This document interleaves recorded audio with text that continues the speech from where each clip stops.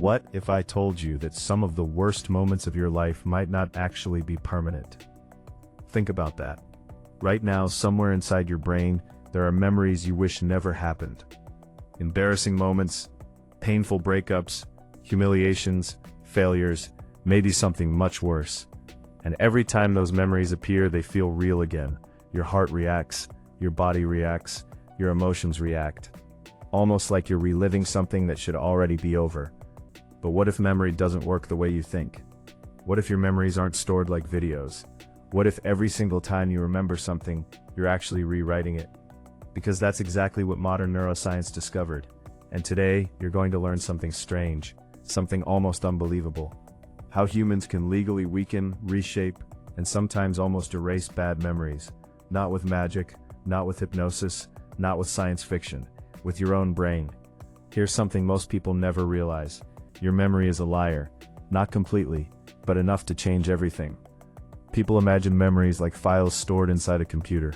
Open file, watch event, close file. That's not what happens. Every time you remember something, your brain reconstructs it, like rebuilding an old house brick by brick. And during that rebuilding process, something strange happens. The memory becomes vulnerable. Scientists call this reconsolidation. Sounds complicated. It's not. Imagine your memory is wet cement. Normally it's hard, solid, difficult to change, but whenever you remember it, for a short period, it becomes soft again. And soft things can change. This is where things get interesting. Because if memories become editable when recalled, then theoretically, you can influence what gets saved next. Which means maybe the question isn't, how do I delete bad memories? Maybe the better question is, how do I rewrite them? Think about your most embarrassing moment. You know the one. The memory that appears at 2 a.m. Why does it still hurt?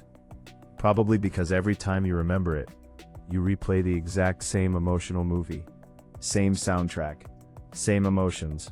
Same meaning. Your brain receives the same message repeatedly. This event is important. This event is dangerous. Keep this forever. So your brain listens, over and over. But researchers discovered something weird. People who intentionally recall memories while introducing new emotional information can sometimes reduce emotional intensity. Notice something important. We're not talking about changing facts. We're talking about changing emotional weight. Huge difference. Imagine carrying a backpack. The memory stays, but the weight changes. This is why some 80-year-old veterans can discuss traumatic experiences calmly, while someone else still feels destroyed by high school embarrassment. The event matters less than the emotional encoding attached to it. Here's where people accidentally make things worse. They avoid memories completely. Makes sense, right? If something hurts, avoid it. But avoidance creates a strange problem. Your brain never updates old information. Imagine receiving an emergency alert saying, "Danger," then never checking if danger still exists. Your brain keeps sounding alarms, because nobody told it to stop. This is why psychologists often use controlled exposure. Not because remembering feels good. Because updating information requires accessing it first. Sounds backwards. But brains are weird. Let's talk about something called prediction error. This might be the closest thing humans have to a memory hack. Your brain constantly predicts outcomes, when reality conflicts with expectations. The brain pays attention. Very close attention. Suppose someone was humiliated during public speaking. Their brain learns, speaking equals danger. Now imagine repeatedly speaking publicly, and surviving.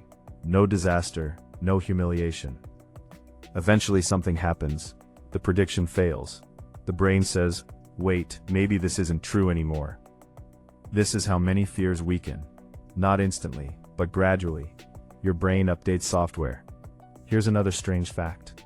Your body cannot always distinguish between vividly imagined experiences and real experiences. Athletes know this. Musicians know this. Military training knows this. Mental rehearsal changes neural pathways, which means visualization isn't magic, it's biology. Imagine recalling a painful memory, then intentionally imagining a different ending. Not fantasy, not denial, simply creating new associations. Calm, safety, control. Repeat it enough times, those new pathways compete with old ones. Think highways. The more traffic flows through one route, the stronger it becomes. Most people accidentally strengthen bad memories every day. You know how? Rumination, repeating, replaying, reanalyzing, again. Your brain interprets repetition as importance. Congratulations, you accidentally told your brain, please save this permanently. Now here's the uncomfortable truth. You cannot selectively erase memories like deleting files, at least not right now. No legal machine exists where you press a button and remove your ex from existence. Sorry. But maybe that's good news, because humans are not built around deletion.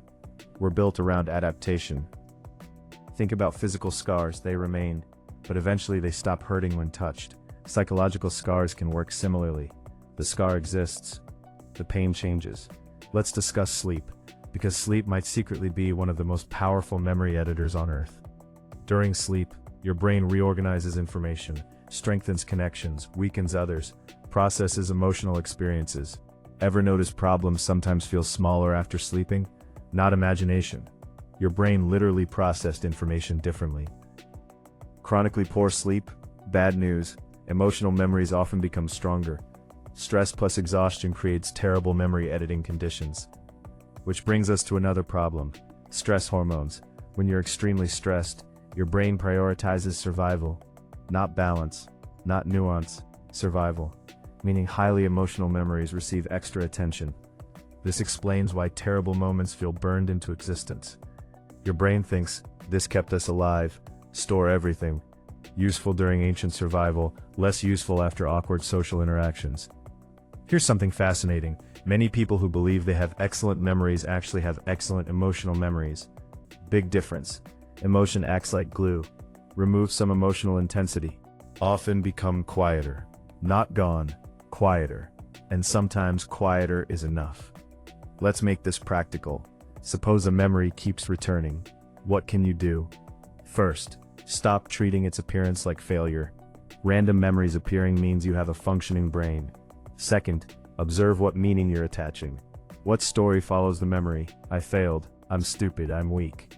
Maybe the memory hurts less than the interpretation. Third, introduce new information. Ask, what do I know now that I didn't know then? What would I tell someone else? Does this memory deserve lifetime membership inside my emotional system?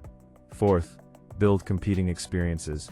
If your brain learned this situation equals pain, create enough evidence to challenge it. Not once, repeatedly. Brains love repetition. Use that. Now imagine something. Suppose you could instantly erase every painful memory, would you? Sounds easy, until you realize something. Many painful memories created boundaries, skills, wisdom, pattern recognition. The person you are right now exists partly because your brain refused to forget. Interesting problem, isn't it? Maybe the goal was never forgetting. Maybe the goal was freedom, because there is a massive difference between, I remember something painful, and, something painful controls me. One is memory, the other is imprisonment. Your brain constantly changes, right now. As you're listening, neural connections strengthen. This means something incredible. You are not stuck with the exact brain that created your worst memories. You are carrying a changing system, a system capable of updating, adapting, relearning, and sometimes surprising you. So can you legally erase bad memories? Not exactly. Can you weaken them? Yes. Can you reduce emotional intensity? Often. Can you change how your brain stores meaning? Absolutely. And maybe that's more powerful than deletion. Because deleted things teach nothing. Transformed things do. So next time an old memory appears, don't immediately ask, why am I still thinking about this?